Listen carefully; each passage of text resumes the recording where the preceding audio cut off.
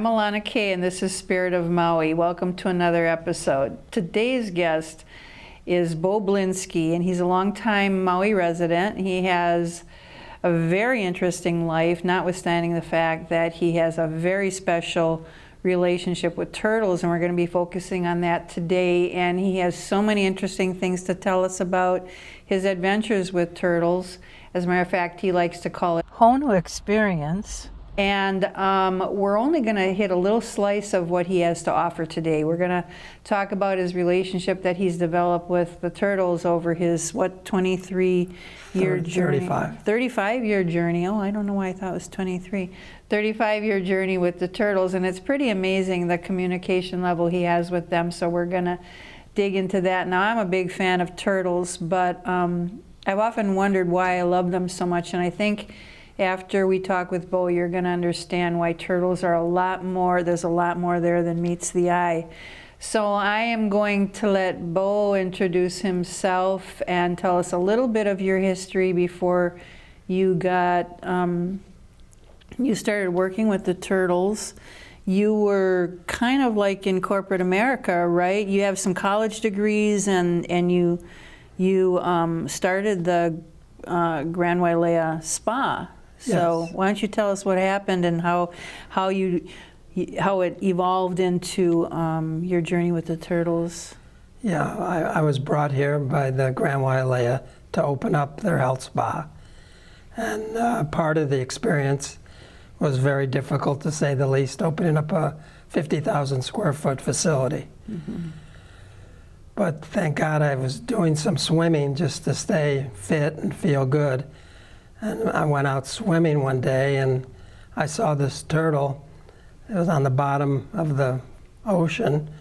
I just floated over it because I'd never seen a green sea turtle before, and thought, boy, it'd be fun if that turtle came up and said hello to me. And I swear within 1 minute of time, the turtle came up, just stared me right in the face, and kind of hung out with me for about a half an hour. And just looking at me and kind of watching me, and I was watching the turtle. It hooked me onto the turtles, and then I also felt an energy from them like I've never felt before, like what you have with dogs, but even more deeper, in a way that really felt deep inside of me. And so I'd go out swimming before I went to work every day, and I'd see my turtles. They'd come up to me, and I wouldn't dive down. I decided never to invade their space. Mm-hmm. And I started this first turtle. I named her Amazing. That's the one right here. And she's, I knew her when she was only this big, and now she's 40 inches, which is like this, and she's over 300 pounds. So she's not going to get a lot bigger, mm-hmm. but she led me on this journey of, I became a scientific journal person for the head biologist in Honolulu, and then I was documenting all this stuff, and he was asking me questions. I consider myself more as a humanist, mm-hmm. and he's a scientist. Mm-hmm. And so he was coming from here, and I'm over here somewhere. And I brought him in closer to me because he wanted to know, why did the turtle come to me? And I said, well, why not? And he said, was it your cologne? I said, I didn't wear cologne. Mm-hmm. Is it the color of your suit? I don't think so. Well, what do you think it is? And I said, I think it's energy, vibration, and frequency. And when they feel your energy and it's comfortable for them, they'll come check you out and see what's going on. And so I knew it was about that. And then every time I've been with them, though, they take me into the moment, a moment that we all strive to be in and never get to. And so once I got into the moments with them, I was extremely on a natural high the whole time I spent any time with them in the water. So you say, you've mentioned to me when we've talked that they're your teachers. Yes. So that's a really interesting twist on it, is it's not just like you're going there for the thrill of seeing these turtles and taking pictures of them. It's more like you're learning from them. Yes. And I want you to tell us more about that because we're going to focus on that. But I just wanted to ask you one question about the biologist. What was he connected to? He was with the NOAA. He was okay. the head biologist there. And so I got in touch with him because I was wanting to know if this was normal, what I was going through. Yeah. And he said, not really, Not but really. keep sending me stuff. So I kept sending him data. Yeah. And then he hired me to be his photographer on his site. Awesome. And it's 300 scientists all over the world that he's in touch with. And he's done it for 50 years. And then also, isn't there manta rays that you were... Yes, then in the process of all the snorkeling, you're out in the water, and I have interactions with the manta rays. And with the manta rays, they're all juveniles, but they're 12 foot in length. Wow. The big ones are 25, which I've never seen one. Wow. But so they're way bigger than you would imagine. they're huge. I mean, they would create an unbelievable shadow. Yeah. And so I've cited, you take a picture of their underbelly, and that's their fingerprint. And then I send it to another researcher, and then he calls me back and says, it's a new one. Your name will be attached. So they have a unique, it's like a fingerprint? Yeah, it's like they a have fingerprint. Unique underbelly. Yeah. So you named them, right? So no, what happens is they come to me, and then they've also bumped me with their... The manta rays? Yes. Oh, okay. They bump me, just give me a bump, and okay. It's like a silky feeling to them. And once I cite him and send the picture to the scientist, he lets me know, and then my name gets attached to each one take the picture of. Oh, you mean they're related to you personally, Yeah, Blinski, my name. Or you mean, or do you My name is attached to every picture that I took of a new one. Awesome. And so I have 14 of those. Yeah, 14. And he cited over 500 animals. So what about the turtles? Now you mentioned Amazing was the first one that you met. Yeah. And so then it piqued your interest in, just to pedal back a little bit, you said that it helped you cope because you were going every morning before you were doing this job. Yeah, the job was 14 hours a day. And so the turtle helped me to be in balance, because they don't know anything else. It's their energy, and they put you in the moment, like you said. Yeah, I believe they're angels in the water. If you watch how they move, yeah, that's true. they look like angels. And so I have ended up finding out more about them. Their brain is only the size of a pea, but I believe they're using all of it. Yeah, but as you and I know, what we are goes way beyond just the brain. The soul of the individual. Yeah, and their soul, they were here before and after the dinosaurs. So they're ultimate survivors. In the same form that they are now? Same form. The way they look? That's how they were before the time of the dinosaurs? Yes. That's pretty amazing. Yeah, and continually, and they'll be here for eons of time, as long as there's an ocean. Yeah. They'll be here, and so so to me, it's always been ancient wisdom that they bestow on me silently. Yeah. But I'm open to, and that's why when I'm always with them, it takes me to a different space, that place inside yourself, which may be kind of challenging to reach when you're in the business world. Well, the business world's a whole other dynamic, and it's one I can't stay in too long, but I can go in and out of. But the turtles helped me get through 1 year of opening this health spa, which was 7 days a week, 14 hours a day. And you still went every day? I went every day, and I was with the turtles. And you probably wouldn't have made it past a week if I wouldn't have made it that. throughout the whole thing without the turtle. Yeah.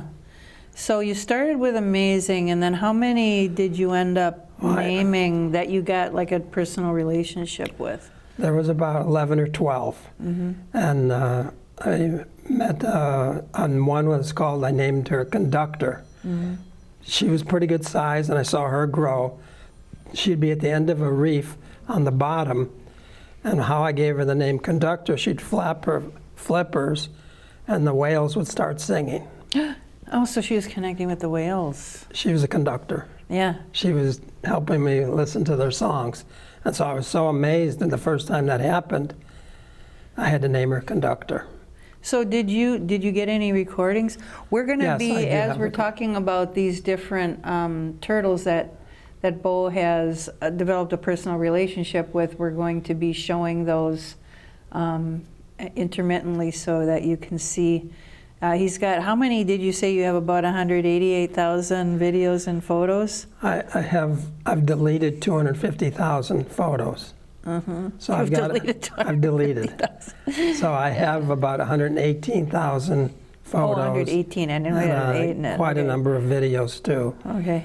And it's just the experience I've had, I've tried to share it with others because it's not verbal, but it's just the experience of it. I know what you're saying, and you've tried to explain it.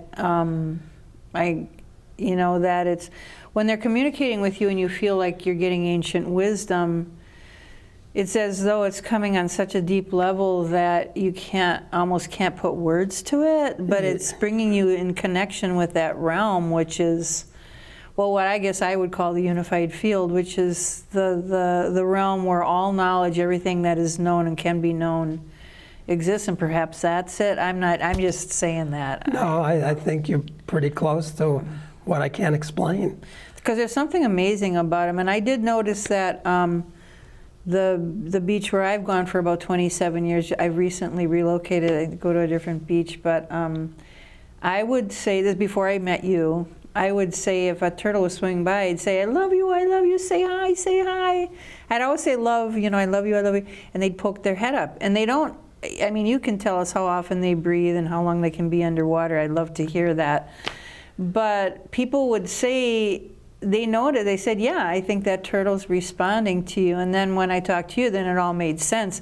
And I was like, why am I so amazed with these beings that seem to be so simple? And that's a little bit of what's so amazing about it, is that they are so simple, but they're so significant. Oh, they're a big part. They're known for their wisdom, longevity, and survival technique all these years. So I'm always getting something at such a high level from them. It's almost like the words can't describe it. I know, that's what it's just something that once you're open and attuned to them, then you get everything that you need. And it's all interconnected on a level that's, again, hard to describe for me, but I feel it. So I don't have to analyze it. I just like being in it. Well, that's what humans do. We analyze things. It ruins it. It ruins it. It kind of ruins the experience. That's why. That's why we're gonna watch. We're gonna see these videos of the different turtles. So they do have different personalities. And they also have, like, a lot of them have different coloring, right? So why don't you tell us about a few of your friends, and then we'll show a video of each of them. Every single one has a different personality. Some personalities are very inquisitive. Some want no part of you. I never invade. I just be there. And so then they can invite or not invite. And once I know that when they come to me, then I know they want to check me out and just feel what I'm offering to them. And I don't know what I'm offering to them. I feel they're giving me 150% of this worldly ancient knowledge that is just really powerful.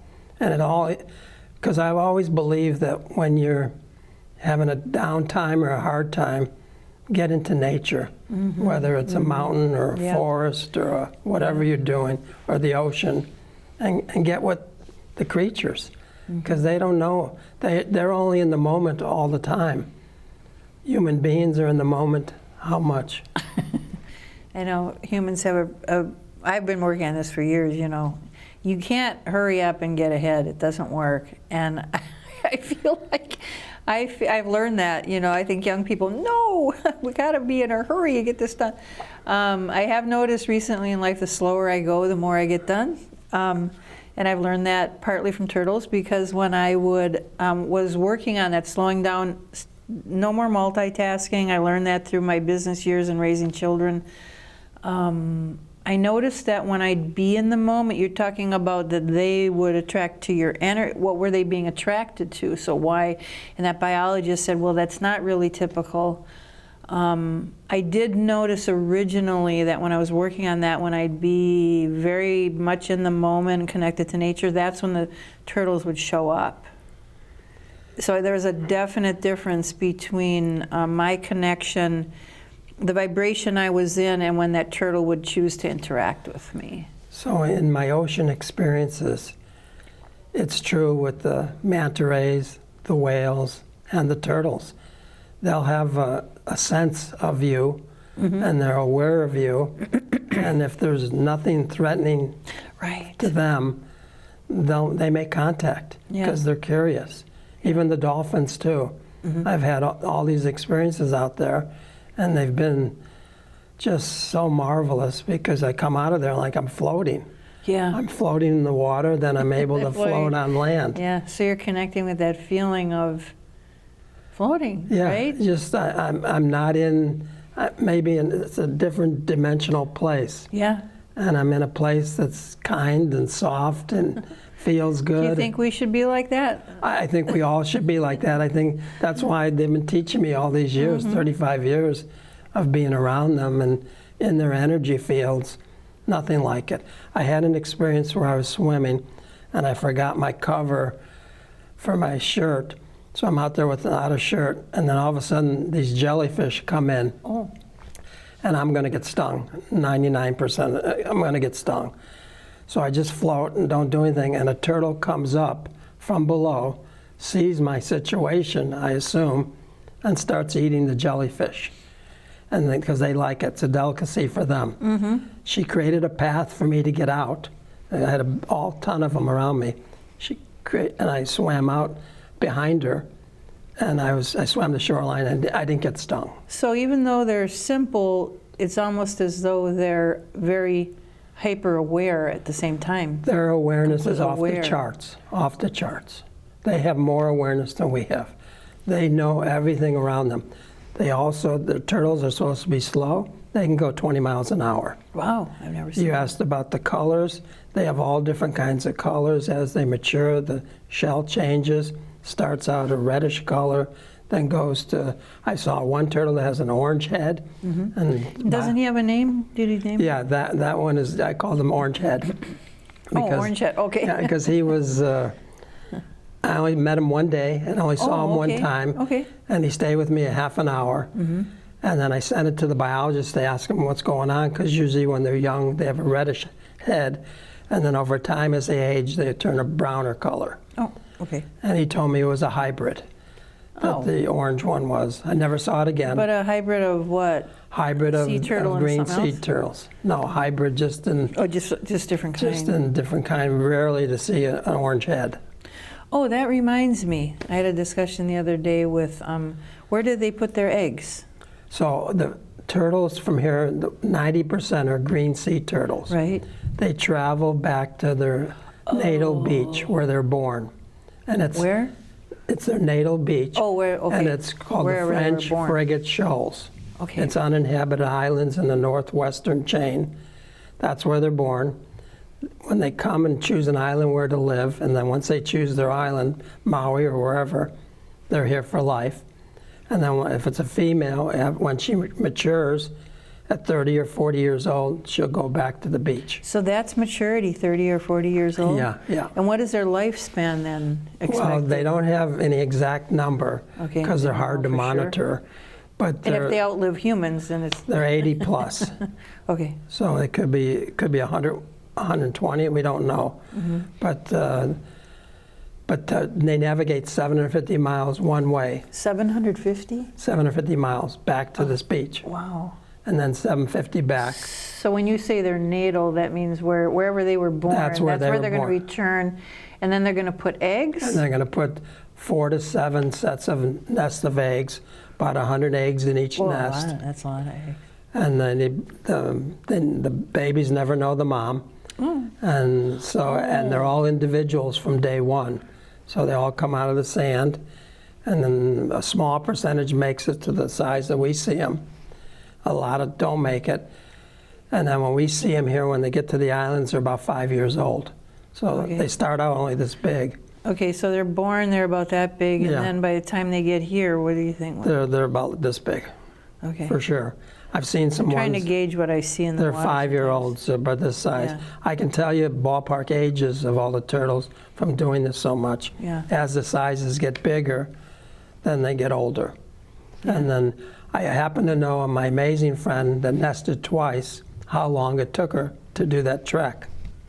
And it took her, first time was 5 months and 3 days. Oh, because you were going every day, so I was you know going there was every a period day, of time and when she disappeared. So how long did it take? 5 months and 3 days, Oh boy. round trip. Oh boy. So then 3 years later, she did it again, she disappeared. And it took her 6 months and 15 days before she came back. She had a number on her shell because the NOAA labeled counting the female nesting turtles. And so I called in and they gave them the number that they gave to her. And they were amazed that I could, you know, and I knew her and I knew, so I gave them the information, how long it took, because I knew when she left. And so. Wow, so they wouldn't have known that. 'Cause No, they wouldn't have don't been know that. monitoring No, that. no. That's pretty cool. No, Yeah. I've been giving them You've data. been giving them lots of different Data for 35 years. Yeah, And the biologist, he loves me. yeah. And even though he doesn't understand, he needs, as a scientist, He likes the empirical data. Yeah, he likes the data. I need an experience. Yeah, right. So And you wouldn't be doing that just for the data. That No, would I don't be- care that about the would- data, even though I've recorded all the Yeah. stuff. And I've seen a few turtle sightings. You know the number, right? Oh, yeah, you said what, 73,000? Yeah, 70,777 Oh, yeah, yeah, yeah. Oh, yeah, as that's of right. You got today. all the sevens in there. I remember Yeah, now. as of today. Yeah, yeah. Yeah, so it just, and every time I'm out there, it's I want to say magical Well, Maui. yeah, yeah, That- it is. Because I'm communing with wild creatures.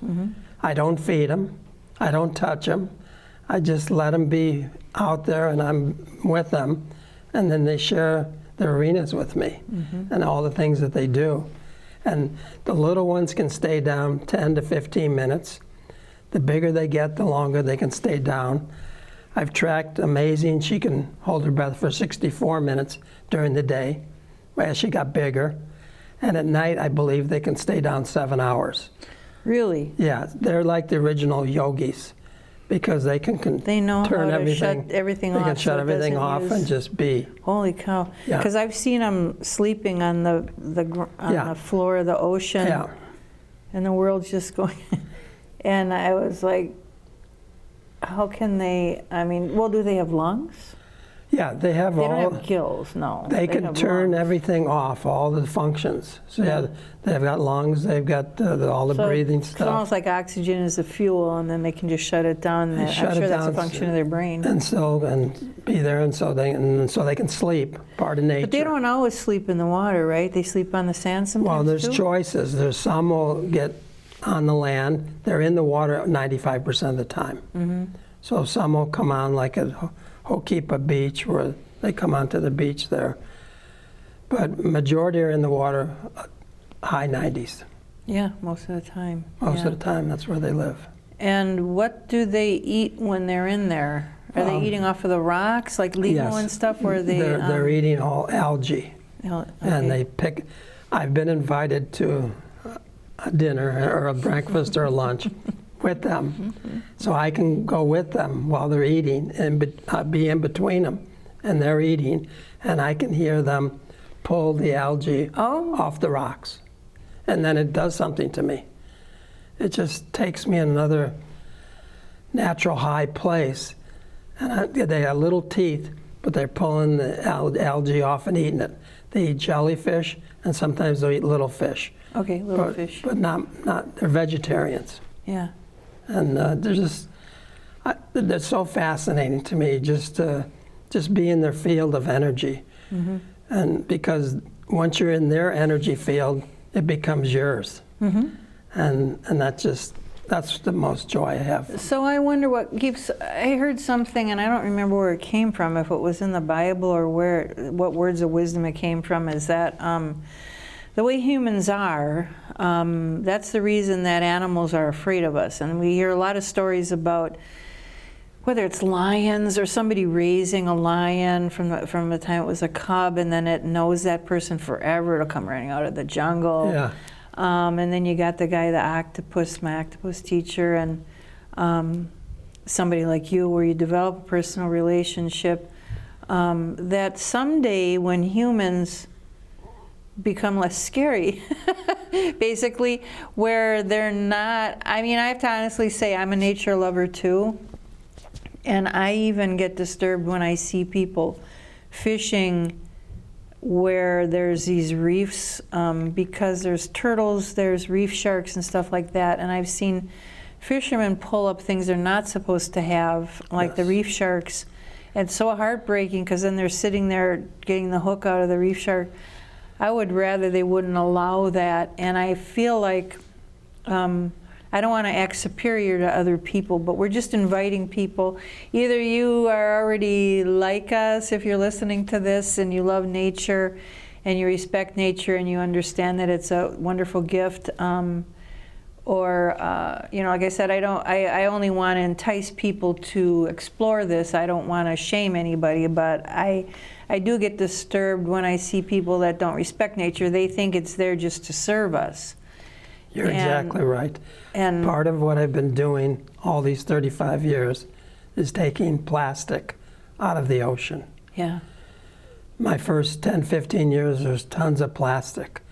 And the turtles think they look like a jellyfish. Oh, they think, oh. So if they eat that and swallow it, they will die.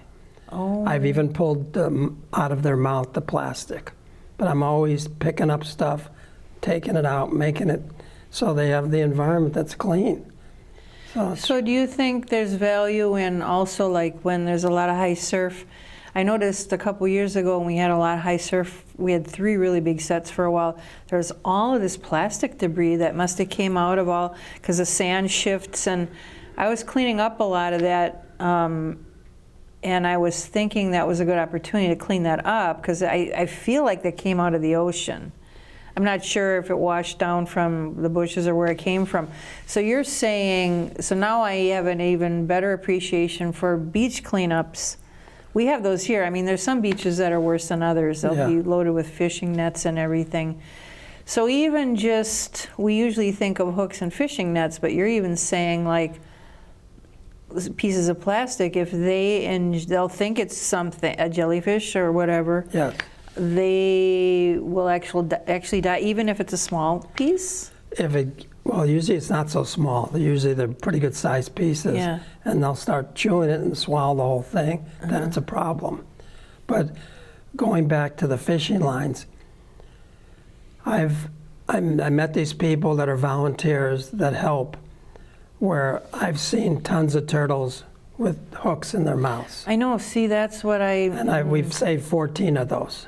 Yeah. They'd take them, they'd get them out of the water, go to a lab, and they'd give them an antibiotic, and they're wonderful people, because I'll call them and I'll meet them the next day, and we'll go out look and see if we can find it. But they wrapped around their flippers. It's really horrible stuff. So it would be nice if the fishermen at certain areas, they could do their fishing that had no turtles around, because they're very dangerous to the turtles. And I realize, you know, there's certain areas where they're going to tend to congregate more. There's going to be a denser, or more of a likelihood that they'll be there, and that would be around a reef and so on. So there's plenty of fish. This is just my opinion. There's plenty of fish in the open ocean. No need to, that's like the low-hanging fruit. Right. To feel like you need to do it near a reef. Yeah, to a fish reef near a would be reef, the 'cause wrong you're- place. 'Cause yeah, that's where the turtles, I would like to. That's where they go and eat. I would like to see that outlawed, actually. Yeah, I agree. I should check into that and see. You know, there might be something on that I don't know I of. think they've grandfathered it in for the local people, because that's what they've always done. But again, you could be monitored on a larger scale and give them areas that they go to, but not most frequented turtle areas. Yeah, and the ancient Hawaiians got their fish from most of their fish from the fish ponds anyway, Right. which would have been a safe place for that. So that was leading to something else that I wanted to ask. Oh yeah, so I was asking you, you said you feel like you developed a relation, like you'd see the same turtles, and you named, did you name about I named 11, 12 11, of them? 12 turtles. Okay. I have another turtle I don't want to forget. Yeah. She I don't know if it was a she or he because it was too small, because you can't tell what they are until they reach a certain size by the length of their tail. So if it's a long It's the length tail, of their tail. it's a male. Okay. If it's a shorter tail, 6, 8 inches, it's a female. Oh. So this one turtle, I saw it and it brought tears to my eyes. It was missing a flipper. Oh. So I swam around with it and it looked at me and it kind of knew I was there, came up to me, was really cool. And then I observed it for about a half an hour, and it could do everything without missing a flipper. So it made a full adjustment, whether a shark got it or whether a boat got it. And so I named that one Survivor. Survivor, yeah. And I knew that one for about 7 years. Yeah. I don't know where she's at now, but Oh, yeah. she's doing her thing, and I'm sure she's surviving. Do you go, when you go for your adventures, do you go pretty far south?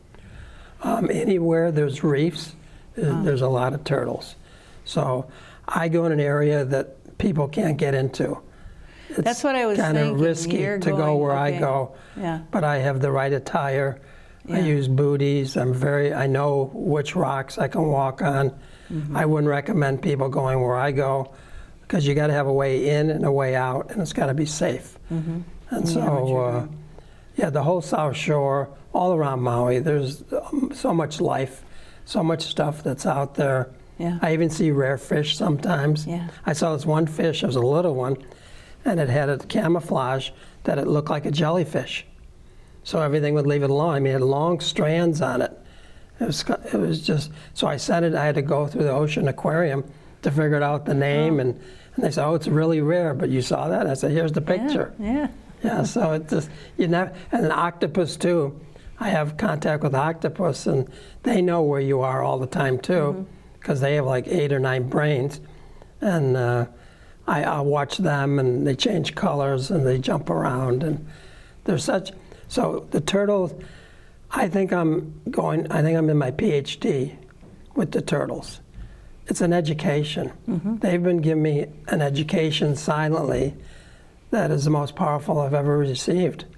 And I went to college for 5 years, but this is a whole other level.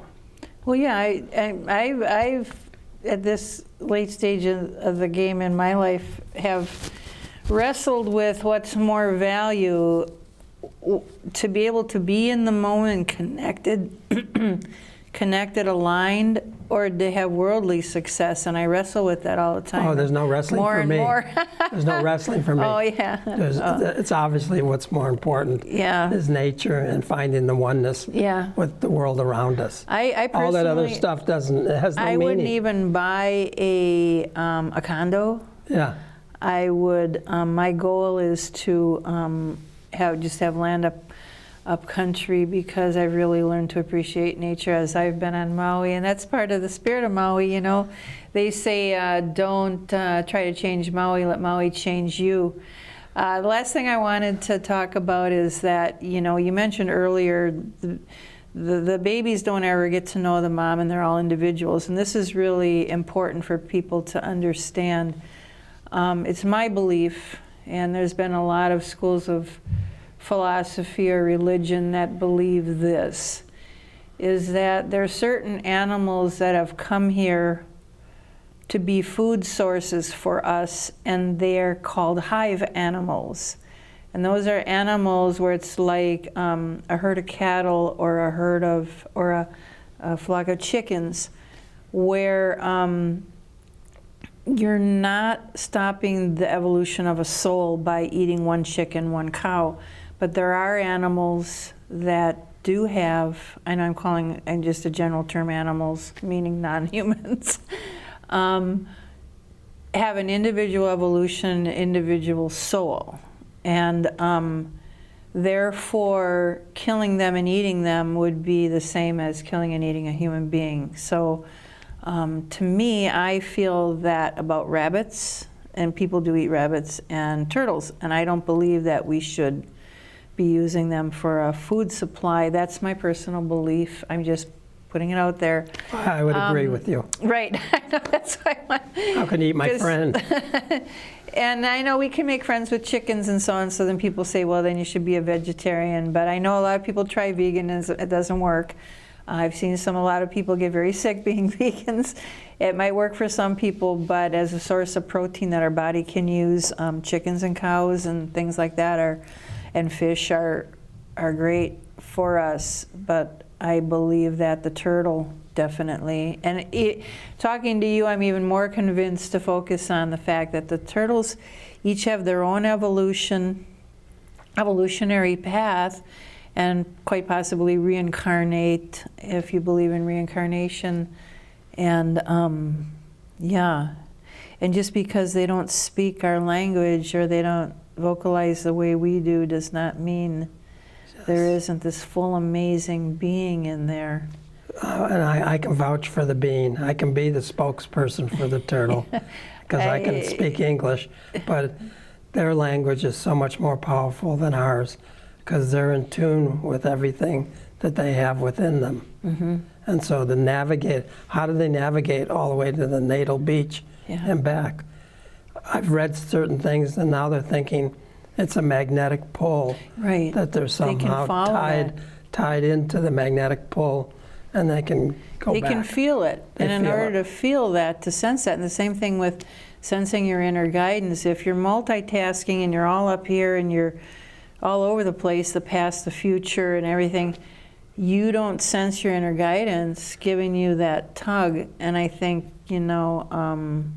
especially with the chaos in the world, it's really good to have that inner guidance to guide you through it's like a nightlight, or a, candle. And then one thing on that point is, I believe they're part of teaching me my inner guidance. Mm-hmm. And by me being open to how they communicated with me, it gives me a balance point on how I can, I'll tell you what they've told me, or what I felt. Yeah. And that has to do with, in the world around us, you have to leave that all go. And you have to find what gives you your love and passion in your life and do that. That's all you have to do. That's it. All anyone has to do. Mm-hmm. But the reason they don't do it is because of all the fear stuff that's all around us. Mm-hmm. But once we release all that, we'll be in a world. The turtles are on their journey. We're on our journeys. And really, we're on the same journey, just in a different way. Don't you think that this was, it's also my belief, once again, from the time I was younger, is that there's a level of existence here that's heaven on earth, and that if you tap into that, then you make that more the reality on earth than what I call the matrix, which is the world that humans have created disconnected from God. And when you connect with nature, you're connecting with that realm, but you got to be still with it, and you have to spend time with it. And I've really never met I'm sure they exist, but I've never personally met somebody, whoops, I just hit my microphone, who has really spent that much time under the water with, interacting with. As I did that, it was more important than everything else. I know I had to eat and make a living and all this other stuff, but it had no real relevance. The important stuff was seeing them, being in their environment, and learning from them. Yeah. And then when I could copy what they do, it gave me such a strong internal feeling of the interconnections of everything. Yeah. All of us. Yeah. And even though us human beings have all these issues and problems, we have also all this talent in us that has never been tapped. Yes. And once we can tap into that, it all comes out, and then everything changes. And it's there. That's what's going to happen. Well, I know that, and it's in everybody. It's in everyone. So everyone has all these gifts. But they're not still enough. It can't be forced on anybody. It's not going to be dumped on your head. You have to be still enough to receive it, to listen, to feel it. Yes. And then give it time to grow, that's a really interesting concept. So how long did you stay at the So saying, you know, like you said, it made it tolerable, but you didn't stay the manager of the spa that long. You said you hung Yeah. in there for about a year, and Well, then yeah. you did something else at the Grand Wailea. Yeah, I became an independent contractor where I was a life coach, and I taught sports, racquetball and basketball. And then just out of the clear, because it just pops into my mind, when the Grand Wailea was created, Oh yeah. this wasn't by design, but I saw it the first day I went there. If you look at it from an aerial view, it's a giant sea turtle, the shape. The wings of the rooms were the flippers, and there's a tail at the end, and the front entrance is the head.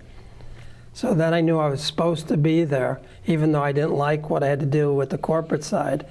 But once I became free to go for my passions, I was good to go. I was fine. Yeah. How long did you hang in there altogether? 30 years. 30 years. 30 years. Yeah. So you started your turtle journey right around the time that you Yeah. started at the Grand Wailea? Yes. And so that's when you came here. Came 1990. to Maui. Okay. Okay. Yeah, and then the turtle, Yeah. when the turtle contact became real personal, it was 2002. Okay. Wow, that's pretty cool. And so everybody knows, if you want more information about this, I hopefully am going to be helping Bo develop a website and do a documentary on all the different aspects of this journey. So watch for that. And this show is airing at Akaku Studios on Channel 54 and or Channel 55. And it's also going to be on YouTube, Spirit of Maui. So thank you so much for being with us today. Thank you. And that's amazing. That's just the tip of the iceberg, I swear to God. There's so much more to know. So thanks for joining us, and we'll see you next time. Ahui ho.